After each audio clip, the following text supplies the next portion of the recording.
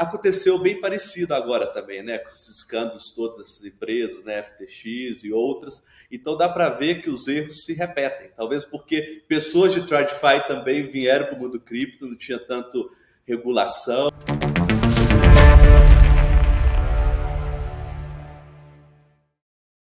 Bem-vindos a mais um episódio do Contos do Cripto. Se você está chegando agora no canal, aqui a gente fala de economia, blockchain e criptomoeda. E se você já é alguém que acompanha nossos episódios, muito obrigado por estar aqui com a gente mais uma vez. Tenho certeza que vai valer o tempo de vocês hoje. A gente trouxe para conversar o Thales Freitas, que é CEO da Bitso no Brasil. E ele é um cara que tem uma carreira muito interessante porque ele vem do mercado financeiro tradicional, passagens aí por vários países, já teve trabalhando no mercado financeiro em São Francisco, lá nos Estados Unidos, no Chile, vai contar um pouco mais pra gente. Mas o que a gente quer tirar do Thales hoje aqui? Algumas coisas bem interessantes. Uma, como que os pares deles, o pessoal do mercado financeiro tradicional, olha para cripto, inclusive aí, né, com o bear market, uma queda aí de mais de 70% do all-time high, e um pouco de como que uma empresa de cripto global, né, uma empresa focada na América Latina como a Bitso, por que ela escolheu entrar no Brasil, como que enxerga o mercado brasileiro. Então é esse o papo que a gente vai ter com o Thales aqui. Thales, conta aí pro pessoal um pouco sobre você. Opa, um prazer aí, obrigado aí pela oportunidade, Estevão. Então, contando um pouco do Thales, né, o Thales é um mineiro e estou entusiasmado aí com cripto, sempre fiz minha carreira no mercado tradicional, mas aí em 2017... quando eu vi cripto e DeFi pela primeira vez, eu falei, porra, isso aí vai tirar o meu trabalho. E falei, preciso aprender disso, porque eu vi que realmente a forma de desintermediar o mercado financeiro, o potencial era muito grande. E aí eu falei, se eu quero trabalhar por os próximos 10, 15, 20 anos, isso é uma área que vai estar crescendo muito. Eu sempre faço uma analogia que parece a internet dos anos 90, e todo esse mundo cripto, eu falei, eu quero estar nessa indústria. E comecei a estudar e tive a sorte aí de ser escolhido para ser o CEO da Bitso no Brasil, e isso faz 9 meses. Então, estou 9 meses aqui na casa.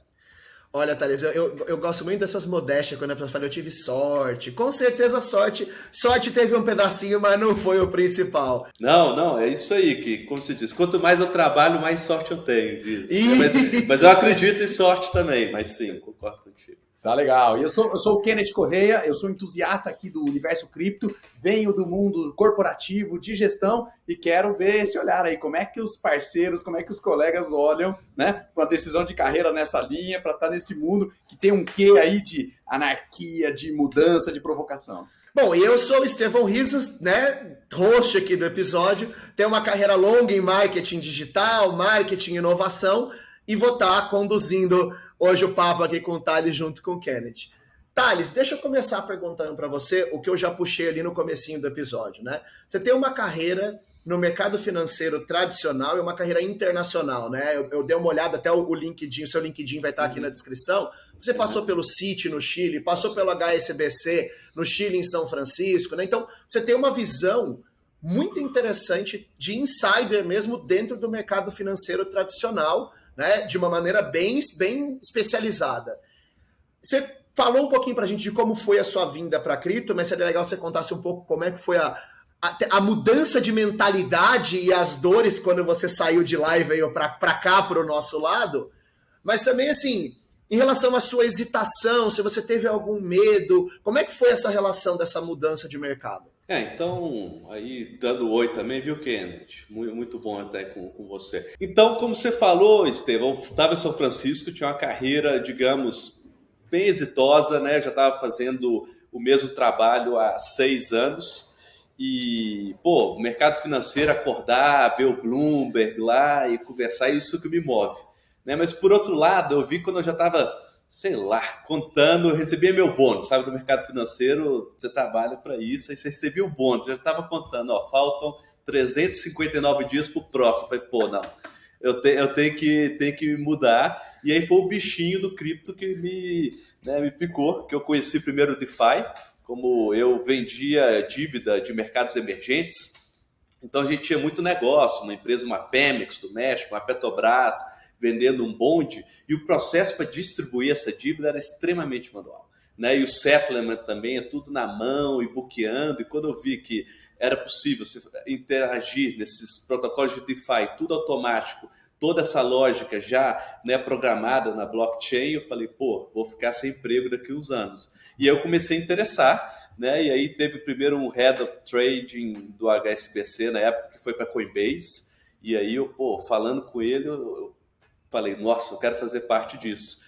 E aí, pô, aí eu estava já nessa vontade também, morei muito tempo nos Estados Unidos, foram 9 anos nos Estados Unidos, com vontade de vir para o Brasil, e aí surgiu essa oportunidade, né, de mudar para o mundo fintech. Tomei risco, claro que tomei, mas eu te digo que hoje o que eu faço é muito mais divertido do que eu estava fazendo, né, no TradFi. Então, para mim foi uma mudança muito boa, e eu sinto também, né, que muitos dos erros que se cometeram em TradFi também em 2008, né, com a questão de over-leverage, né, de misturar recurso proprietário de um banco com recurso de clientes, aconteceu bem parecido agora também, né, com esses escândalos, todas essas empresas, né, FTX e outras. Então dá para ver que os erros se repetem, talvez porque pessoas de TradFi também vieram para o mundo cripto, não tinha tanto regulação, não tinha, né, um oversee. Os caras olharam, deixa eu ver o que a gente tem vontade de fazer de errado e que tá bloqueado aqui, que eu posso levar para lá, né? Os velhos truques, né? E aconteceu. Então, acho que a indústria tem muito a amadurecer, está amadurecendo, mas para mim eu sinto que aqui eu posso estar pelos próximos 20 anos super divertido, me sinto mais jovem, né? O pessoal da Bits também, né? Tem gente de todas as idades, mas essa vontade de realmente revolucionar o mercado financeiro é muito grande, e isso foi que me chamou a atenção. Não, e assim, uma coisa que eu vejo que é interessante é que dinheiro é uma parte importante, mas ela tem que ser somada também com prazer, e é o que você falou, né? Você tem hoje um prazer que você não estava tendo lá no mercado tradicional, e isso é incrível. Por um outro lado, se a gente olhar pelas possibilidades de crescimento de mercado, tem uma possibilidade de ser, inclusive, eu acredito que cripto vai ser financeiramente mais interessante nos próximos 20 anos do que no mercado tradicional, até em termos de ganho financeiro, né? Mas a minha pergunta para você agora é o seguinte.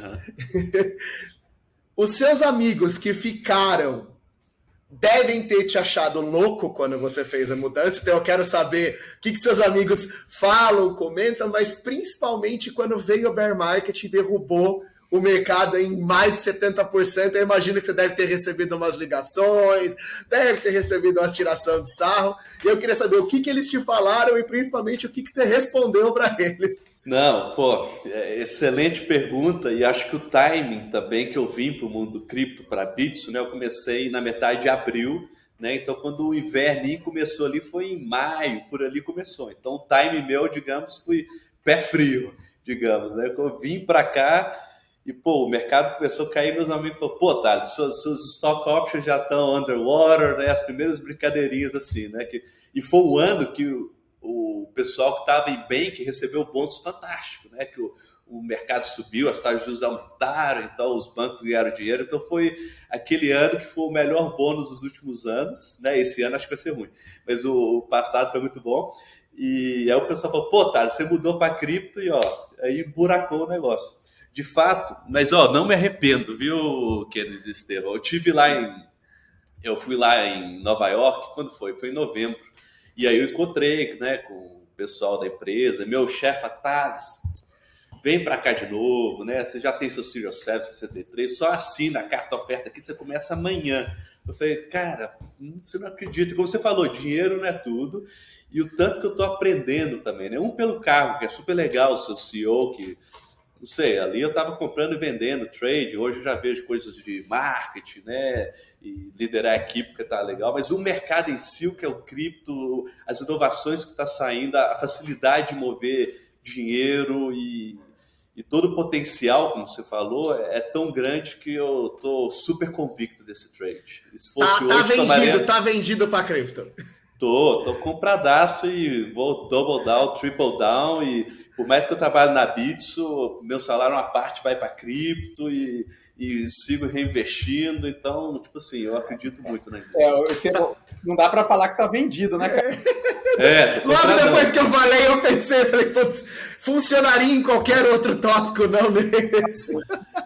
Ô, Thales, e aí pegando essa linha e trazendo uma conversa pro mercado, cara, queria te perguntar um pouco desse ecossistema, como é que tá esse horizonte no Brasil, fazendo de repente assim, uma comparação, né, cara? A gente olha quando vê dados globais e vê uma corretora como a Binance, fazendo uma metáfora aqui, sei lá, uma Coca-Cola em termos de tamanho, transacionou aí recentemente alguma coisa na ordem dos 14 bi de dólares. Aí eu olho a próxima, que é a Hotcoin na lista lá, tá no 4 bi.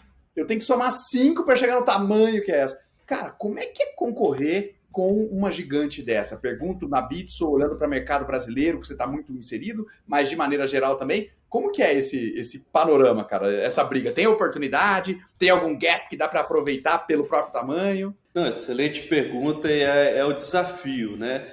Eu acho, né, se eu for ver a Binance, né, no mercado de spot, pelo menos, acho que eles devem ter 60% do mercado global. É difícil ver, né, uma posição tão dominante assim. E o Brasil, em especial, é aquele mercado que estão todas aqui, né? Eu digo que aqui é como jogar Champions League, porque tá a Binance, né, tem todos os players globais estão aqui também, né? A Coinbase aí que... Claro, eu tenho impressão que estão com o projeto de estar aqui também, por mais que delay. Então, estão todas as gigantes aqui. Mas a gente vê isso com a Bitso como um laboratório. E a chance, se a gente conseguir dar certo aqui, a gente dá certo em qualquer lugar do mundo. E é isso que a gente tem visto aqui, né? Eu cheguei aqui em maio do ano passado, né? A gente investiu bastante no Brasil, patrocinamos um time de futebol, né? Não é meu glorioso Cruzeiro, né? Até fala, pô, o Cruzeiro ia ser bem mais barato que o outro time, mas já tomei gosto aí com o São Paulo também, mas a gente fez um investimento importante. Mas realmente no Brasil, com essa competição tão grande, você tem que procurar nichos, né? E a gente vê um nicho muito importante, que é o nicho de pagamentos. A gente vê cada vez mais esse pagamento em cripto. A gente vê também o nicho de stablecoins, algo que a Bitso, né, a gente lançou a Eurocoin semana passada aqui contra real, e também, né, temos as em dólares, então algo que a gente vê com muito bons olhos. Então acho que cada um tem que procurar o seu nicho, né? A Binance, assim, para trade, né, eles são muito bons, né, mas eu te diria que a nossa liquidez aqui, e eu como vim do mundo de trading, para mim a coisa mais importante no exchange é a profundidade dos livros, né, e o bid-offer spread. Então, assumo, quando a gente chegou aqui, esse bid-offer spread estava um pouquinho aberto, às vezes passava aí um caminhãozinho. Hoje a gente já está bem menor, e te digo assim que os clientes que estão tradando com a gente, market makers que estão em todas as corretoras, falam, pô, é ótimo operar com a Bitso, porque tem profundidade, a nossa tecnologia é bastante boa. Então, é isso, tem que procurar nichos, né, e diria que a Binance, às vezes, tem uma Ferrari com muitas ferramentas para trade, mas uma pessoa mais comum e corrente, você não precisa de todas as ferramentas. Às vezes você quer chegar, entrar e comprar rápido, né? E eu te digo, assim, no caso da Bitso, o UX é fantástico, é super fácil comprar, é super intuitivo, então cada um vai procurando o seu público, mas o mercado brasileiro é muito bom e a competição aí eu acho que é sempre saudável, né? Então a Binance, sim, ela é dominante aqui, mas eu diria que a gente está ganhando market share, né? E vamos para cima, não tem medo de ninguém, não. É Davi contra Golias aqui, mas olha só, aí consegue. E para a gente do lado de cá isso é ótimo, afinal de contas essa é a grande força do capitalismo, a concorrência, né? O pequeno tentando tomar o grande, oferecendo coisas diferentes. Então, para a gente aqui como cliente de cripto no Brasil, quanto mais melhores, né? Quanto mais melhor. E outra, para o mercado de cripto, não existe corretora de um país. Uma vez que eu subi o meu dinheiro para uma, eu posso usar qualquer outra, né? Isso é muito verdade, e no México é o contrário, né? A Bitso foi a primeira corretora do México, a gente surgiu em 2014, e até hoje a gente tem uma posição, né, bastante importante, com mais de 90% do mercado. Então, aquela situação que no México a gente é como se fosse a Binance, né? E aqui a gente está brigando, mas estamos crescendo, como você falou. Essa questão intra-latam, regional, a gente vê, né? Um cliente que está no México ou que está na Argentina, que ele tem a conta da Bitso e pode operar em todos os mercados. Isso é uma diferenciação grande. Vocês seriam, então, o equivalente do México, né? Como foi o mercado Bitcoin no Brasil, né? O primeiro grande player a se fixar, a ser respeitado. Então, vocês lá no México agora vieram... Quanto tempo já de Brasil? Brasil, a gente chegou em 2000 e... A gente abriu a operação aqui em 2020. né? Em 2020 a gente criou a nossa IP, a gente tem uma IP, né? Estamos no processo aí de tirar a licença, mas a gente abriu esse IP. E aí em maio de 2021 a gente cumpriu 1 ano, né? Então agora nós somos próximos de cumprir 2 anos no Brasil. Que legal. Ô, Thales, e aí aproveitando a pergunta do Estevão, na medida do que você puder trazer para a gente, assim, explica para a gente, trazendo bem para o escopo brasileiro mesmo, o que é o tamanho da Bits do Brasil? Entre, assim, o que vocês têm de basket de ativos, o que você puder falar sobre ordem de valores de número de clientes, e também para a gente entender um pouco as outras corretoras. O Estevão citou o mercado Bitcoin, a gente falou um pouco de Binance, tem outras menores também. Consegue dar um panorama de como é que está esse controle da informação, esses dados de tamanho de mercado, por CPF, quem que registra, como é que você lê market share, por exemplo? Inclusive, até se você puder botar aí nessa conta, por exemplo, eu vi há pouco tempo lá, né, a Mercado Bitcoin fala em 3,7 milhões de usuários, eu vi esses dias um dado de quase 8% dos brasileiros já transitam cripto, e aí quando a gente olha para isso, parece assim, isso é verdade, tá inflado, o que você puder contar pra gente aí que deve se abrir, vai ser muito legal. Não, tá jóia. Então, estou falando um pouco da Bitso Global para começar e depois eu vou para o Brasil. A Bitso Global, né, a gente tem mais de 6 milhões de clientes. Né? Então, a gente tem mais de 6 milhões de clientes. Né? O México é, claro, a nossa maior operação, mas a gente também tem a Argentina, que é um país bem interessante, pela dada a situação econômica, a inflação. Parece que cripto nasceu para a Argentina. Sempre fico brincando, quanto mais lascado, a situação econômica complicada, mais solo fértil para a cripto crescer. Então, a Argentina é uma operação super interessante. E a gente tem a Colômbia também, que a gente abriu, né, o ano passado. Então, operação incipiente, mas também lá com questão de governo, né, e essa estabilidade política, a gente vê que cresce muito. E o Brasil é esse país, né, esse continente, né, que é difícil vencer aqui no Brasil. Né? Então, um dos motivos, né, que eu vim para cá e ter um CEO local, uma pessoa que entende do Brasil. Então, falando um pouco da Bitso aqui no Brasil, né? A Bitso aqui a gente tem mais de 1 milhão de clientes, né? Eu diria próximo aí de 1,5 milhão. E a gente também tem 120 colaboradores aqui no Brasil. Não quer dizer que todas as 120 pessoas trabalham exclusivamente para o Brasil, né? Tem pessoas que trabalham para o time global, mas são 120 CLTs. E aí dá para ver o compromisso da Bitso, né, em contratar talento local e ter uma presença sólida aqui. Então, em termos de market share, eu diria, né, que a Bitso, como que a gente vê isso? Eu olho muito o número de trade em real, né, o volume, né, diário transacionado em real por exchange, ou o volume de Bitcoin também, que é um bom parâmetro, né? Então, eu te diria que a Bitso aqui, a gente está constantemente aí oscilando entre 3, 4, né, 5. Então, essa é um pouco a posição da Bitso hoje. Isso aí dá um market share que eu digo que está pode ir desde 4% até 8%, dependendo do dia. Né? E se for ver assim, em maio do ano passado, a gente devia estar número, sei lá, 10, 15. Então, mostra, né, que os brasileiros estão conhecendo a Bitso e cada vez tem mais gente operando. Então, esse é um pouco dos números. E quantas pessoas trade cripto? Pô, tem muitas bases de dados, é difícil saber, né? Mas alguns dados aqui, né, dizem que tem como 6 milhões de pessoas tradeando cripto no Brasil. E se você for ver, né, na B3, a gente tem entre 5, 5,5. Então, podemos dizer que no Brasil teve mais gente tradeando cripto que tradeando em ações, em bolsa.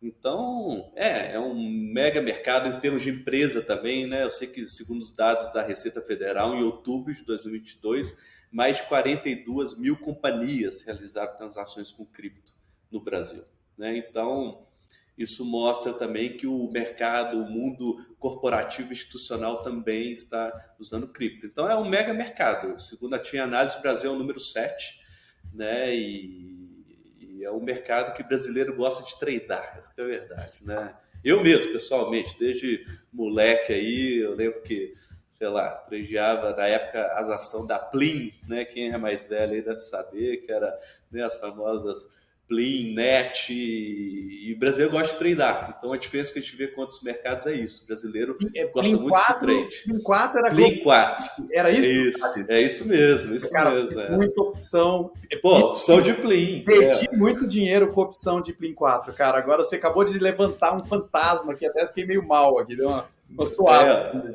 Meus amigos, a gente tem uma brincadeira, né? Que tem uma vez que ia ter uma viagem, tava meio sem grana. Eu falei, galera, ó, tem uma opção de Plin aqui. Se subir, eu vou nessa viagem, entendeu?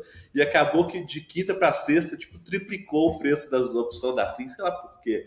E aí eu falei, opa, por causa das Plin eu viajei. Então, sempre a parte de trade é muito bom.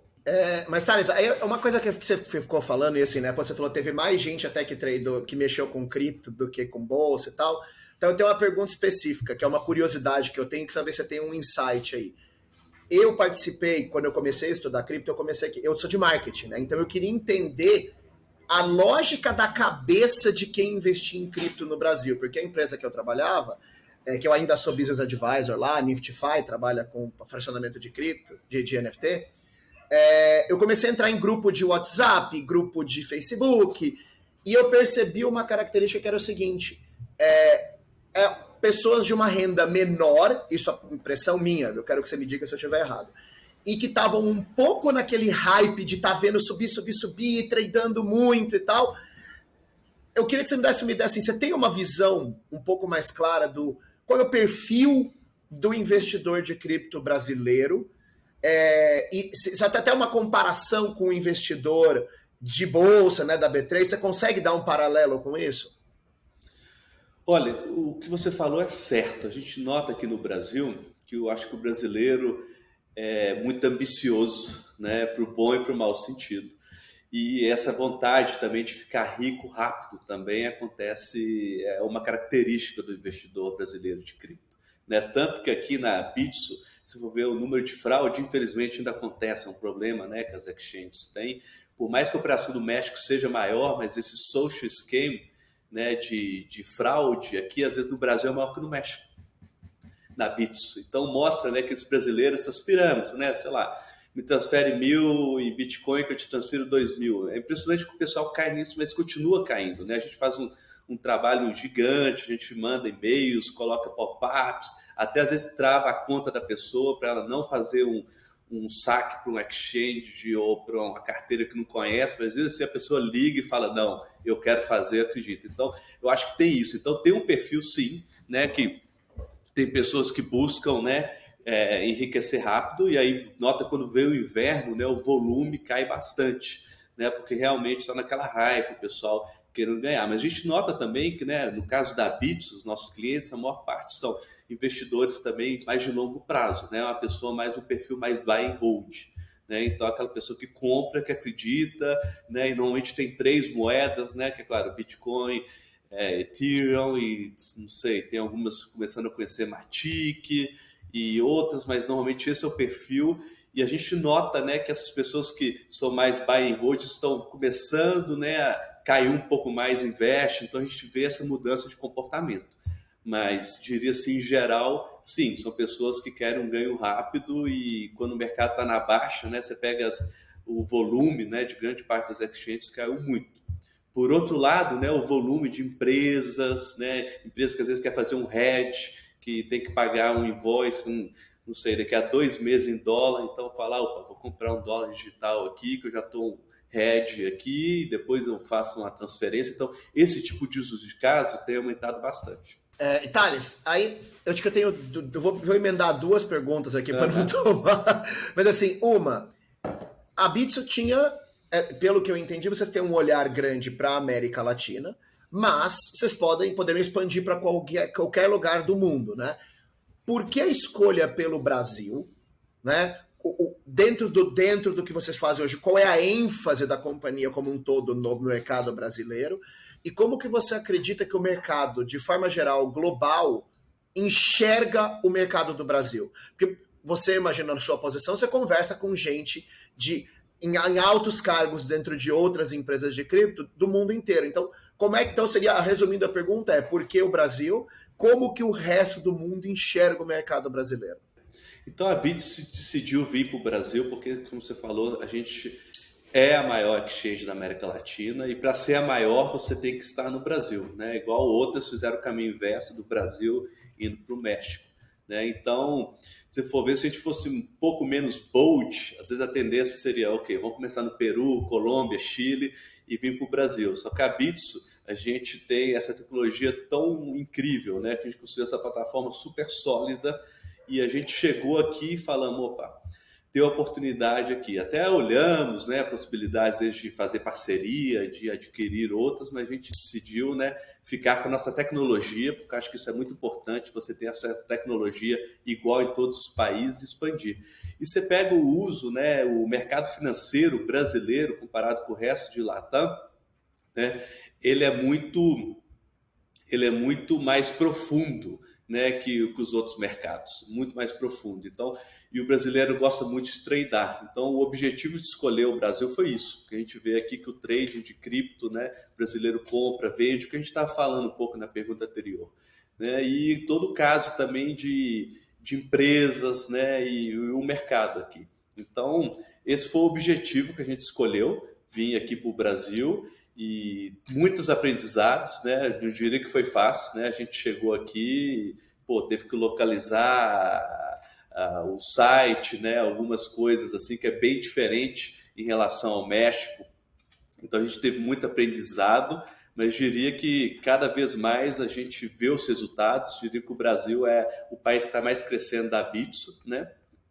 E o potencial é enorme. A gente acha que a Bitso Brasil crescendo pode ser tão grande ou mais que o México. Cara, aproveitando e emendando uma coisa que você falou e ficou uma coisa me martelando aqui na cabeça. Você falou que tem algumas empresas já fazendo hedging, stablecoin e tal. Eu tenho visto isso com até amigos mesmo, né? Antes, a pessoa ia usar uma conta global, uma conta nos Estados Unidos para fazer essa... Vou viajar e quero deixar um dinheiro parado em dólar, eu quero me dolarizar.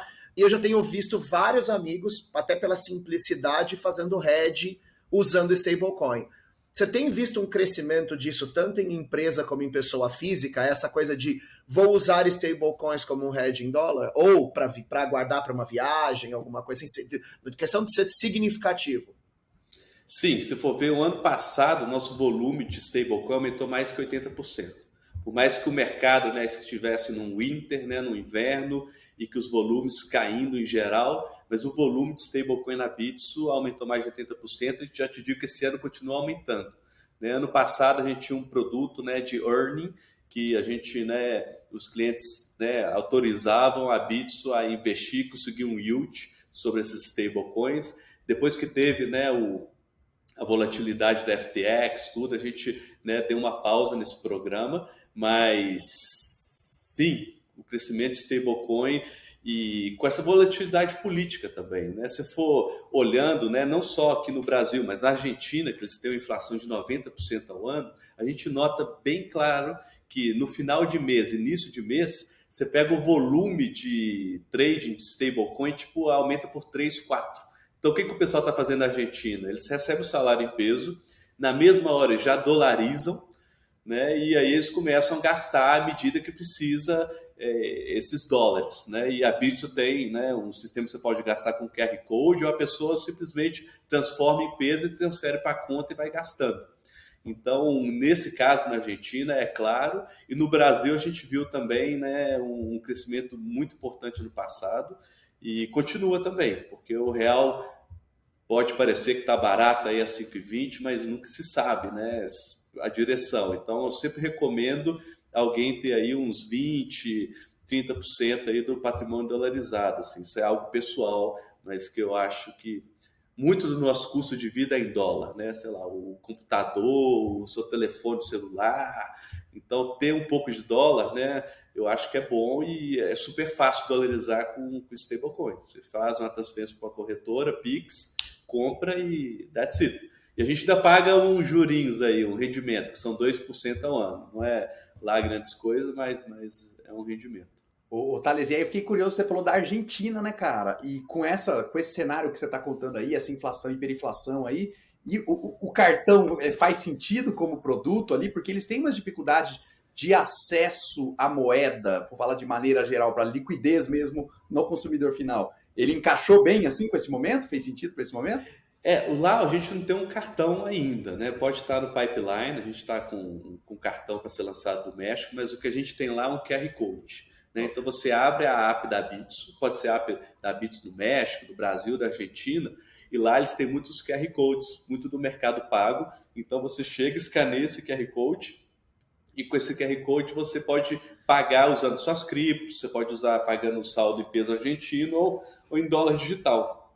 E tem um cashback ainda para os argentinos, não para os brasileiros, mas isso a gente vê muito. Então, quem vai, não sei, quem já foi para Buenos Aires aí, mas quando você vai lá, você tem que chegar, entrar na casa de câmbio e toca, e fica aquele chumaço de dinheiro, né? E a chance de você pegar um dinheiro falso também, pagar um táxi com a nota de 200, cara de volta falso, então tem muito isso. Então, esse produto, né, que o pessoal chega e faz, é bastante fácil. Você escaneia e você usa a cripto para pagar. E qual que é o melhor? É no câmbio Blue. Você sabe que a gente tem 5 câmbios lá, mas o oficial deve estar em 180 e esse Blue está próximo de 360. Então, é algo que já existe, né? Então, como meio de pagamento, né? Que no Brasil o Pix soluciona muito essa questão do meio de pagamento, mas em países como a Argentina, com cripto, né? Aí funciona bastante. Cara, que peculiaridade interessante, hein? Legal, que a gente vai vendo você que tá atendendo os clientes, tá vendo os casos de uso, né? Fica legal. E até eu queria aproveitar, Thales, para te perguntar um caso de uso, que é como o Estevão falou, né? Vários amigos fazendo hedge, eu adorei os amigos do Estevão, mas vou te contar um pouco dos meus amigos, né? Cara, e é meio que um elefante na sala também. Então imagina um cliente da corretora brasileiro, o cara foi lá, pegou uma grana que ele tinha guardada, gastou lá, guardou lá 20 mil reais, aplicou essa grana, só que o cara meteu isso no all-time high do Bitcoin, novembro de 2021, todas as reservas, o leitinho da criança, comprou briga com a mulher, falou que era da vida, pá, meteu 20 pau lá. Cara, fazendo a conta agora, puxando, o cara tá com 7 pau, né? Como é que tá sendo, cara, conversar, atender com esse cliente, apoiar ele, dar um caminho de esperança, trazer opção para ele, que seja o hedge ou que seja pegar, como você falou, tá na baixa, estão comprando. Como é que está sendo lidar um pouco com isso que o bear market traz, assim, com essa situação que vem do bear market? Isso aconteceu muito e falo até da própria pele aqui também, né? Mas eu acho que, diversificação é o que eu sempre falo com as pessoas, né? Coloque no mercado aquele dinheiro que você não precise, né, de imediato, né? Cripto não pode ser só reserva de emergência. Eu conheço algumas pessoas que têm 100%, 95% de patrimônio em cripto, que são esses, né, que acreditam bastante. Mas, em modo geral, os clientes que a gente sempre recomenda começa com pouco e vai diversificando, mas nesse momento, né, quando cai, normalmente que você tem que fazer aquele dollar cost average, né, e você tem que comprar e de modo geral, eu vejo que as pessoas que entram em cripto já sabem, né, de um pouco do caráter, né, volátil e especulativo.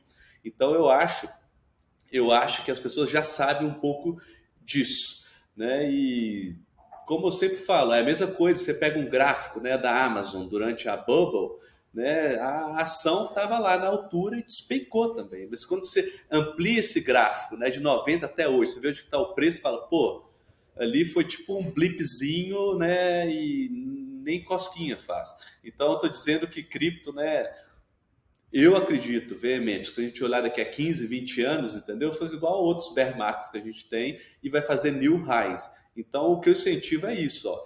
Não coloque mais dinheiro que você não permite dormir. Se você está acordando à noite com calafrio, né? Eu sempre conto uma história aí que tem uma época que eu estava comprando muita ação chinesa, né? Essas Alibaba, Tencent.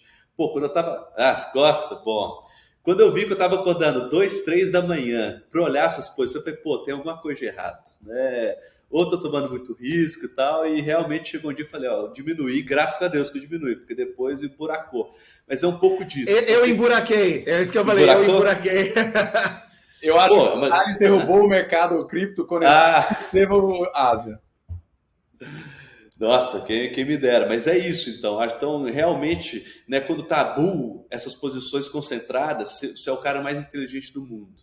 Quando vem um bear market e cai, aí você fala, pô, gestão de risco funciona. Então, o meu conselho é isso, é diversificar e tal, e comprar outras moedas também, né?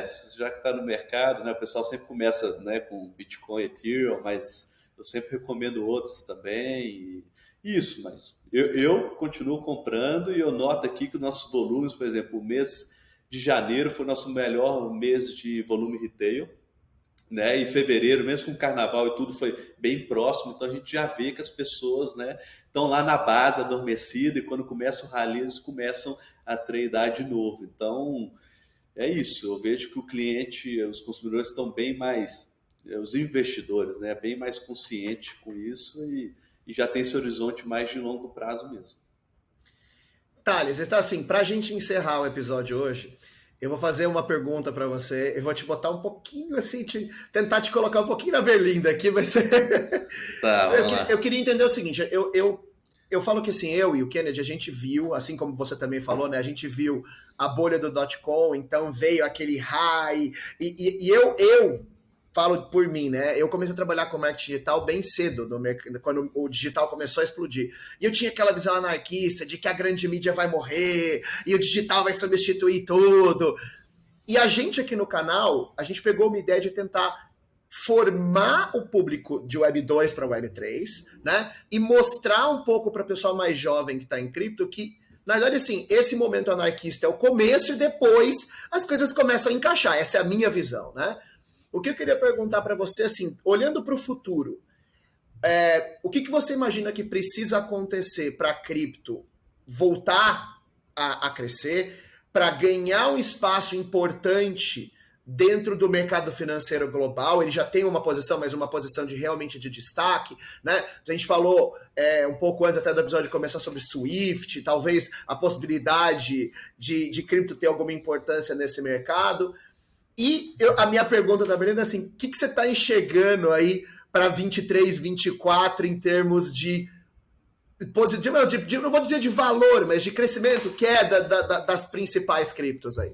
Então tá, excelente pergunta e eu acho que a tecnologia, né, de cripto, blockchain, tudo que, né, está relacionado com cripto é uma tecnologia que pode, como eu falei no início, mudar o mercado financeiro. O caso mais fácil de uso, né, é o dinheiro sem fronteiras. Se você for ver, você vai mandar um Swift daqui para um Hong Kong dólar na China. Dependendo do fuso horário, pode demorar 2, 3 dias. Né? Se você mandar numa quinta, noite, sexta, que o mercado fechou lá, vai demorar 3, 4 dias. Então, não é possível que você tenha que esperar 3, 4 dias para, né, fazer essa transferência. Se for ver, né, com a guerra da Rússia agora, não estou entrando certo, errado, mas se for ver, realmente a gente pega, se te corta no sistema SWIFT, como aconteceu com a Rússia, a sua economia está totalmente isolada. Você não pode usar cartão de crédito, você não pode, né, fazer essas transferências. Então, realmente, eu acho que o blockchain... Eu imagino que você já falou até do usuário. Eu imagino que você está falando até do usuário final, né? Não necessariamente... Correto. O cara que está lá, que não tem nada a ver com a guerra, de repente ficou isolado do mundo. Ficou isolado do mundo, não pode viajar, não tem um cartão de crédito, não tem Visa, não tem nada. Então, acho que realmente essa questão libertadora da cripto existe, né, em termos de custo também. Então, se eu perguntar, se eu tivesse um sonho aqui no Brasil que o regulador deixasse, seria que a gente pudesse fazer transferências, né, de câmbio. Mesmo se eu quisesse fazer uma transferência de câmbio pela blockchain, registrar não tem jeito, porque não existe o código de uma transferência pela blockchain. Então, acho que uma primeira evolução, né, seria isso, como que a gente pode mover o dinheiro instantâneo em todos os lugares do mundo a um custo ínfimo. Então, nesse sentido, eu não tenho dúvida que o blockchain é 10 vezes mais eficiente, né, que a rede SWIFT, né, e eu acho que vai morrer essa rede SWIFT, a questão de tempo, mas tem muito poder aí, né, um controle, dólar, então acaba que tem muito em jogo aí, né, mas isso é um potencial que acho que pode disrupt bastante, né, e nem para falar dos casos de uso de países, né, que não são muito, digamos... na política monetária muito organizados, né? Vamos citar as Venezuela da vida, os Nigérias, então que tem esses governos gastadores que cripto realmente é libertador, que você confia mais em cripto que na moeda local, que você sabe que ninguém vai poder emitir infinitamente. Então, os países passam a ter concorrência contra as suas moedas quando as moedas locais são ruins, né? 100%. O Brasil não é o caso, a gente tem um Banco Central, né, que é bastante ortodoxo e correto, mas sim, você nunca sabe o dia de amanhã e, até o próprio Estados Unidos com dívida, então eu entendo essa forma, né, mais libertária. Por outro lado, né, como falando, o Bitcoin foi criado às vezes como esse meio de pagamento, mas a gente está vendo que às vezes esse lugar é das stablecoins, que é essa transição para as pessoas comuns, né? Quando você fala, compra um dólar digital, o stablecoin, a pessoa nem sabe que está comprando cripto, né? Minha mãe, tô com esses dólares aqui, fala, não, mas isso aqui é stablecoin, fala, mas é igual dólar. Mas é uma porta de entrada para o mundo cripto. Então, acho que as stablecoins, né, vai ajudar nesse comércio internacional, nesse hedge, e vai ser essa porta de entrada para o mundo cripto, para tudo que vai vir, né? E aí a gente podia estar falando aí de wallets descentralizados, mas vem. E falando sobre perspectiva, né, de 2023, 2024, eu sou um otimista nato, né? Então, realmente, aqui, trabalho em empresa de cripto, visto muito em cripto, tem muito mais que aqueles 20%, 30% que a gente falou, mas eu acho que tudo depende da taxa de juros, né? Querendo ou não, né? A gente viu a gente teve 30 anos, né, que as taxas de juros só caíram, 40 anos, né? Talvez a última vez que subiu muito foi lá atrás do Volcker, em 87, e as taxas de juros foram caindo, e agora essa mudança, né, que você pode comprar um T-bill americano e te paga os 5%, né, coisa que o americano nem sonhava que era possível. Então, enquanto as taxas de juros estiverem altas, eu acho que vai ficar difícil atrair, né, capital tanto para ações de tech, para private equity ou cripto. Então, eu acho que tudo isso depende muito da Fed. E eu acho que a inflação lá pode acontecer igual aconteceu no Brasil. O pessoal achou que a taxa de juros ia cair já esse ano, e tudo parece que às vezes não vai cair isso ano que vem. Então, acho que mais para 2024, quando começar a ter esse movimento de pivot da Fed, aí vai igual um foguetinho. Aí você tem que estar longo e tudo, entendeu? Vai Bitcoin, Ethereum, Matic, Link, um monte aí, né? Fiquei até curioso para saber, mas não vamos entrar em moedas específicas. A gente conversa depois, eu vou querer saber quais são as suas preferências. Mas, Thales, muito obrigado mesmo por ter doado o seu tempo para a gente. A gente sabe que uma pessoa na sua posição é difícil ter uma agenda livre, então obrigado mesmo por estar com a gente. Foi super valioso os insights que você deu. E eu quero, inclusive, agradecer principalmente a você que assiste aqui, que gosta do Contos do Cripto, né, que esteve com a gente aqui até o final. Se você gostou desse episódio, curte ele, manda para as pessoas que você acha que tem que ouvir a palavra do cripto. E até o próximo episódio do Contos do Cripto.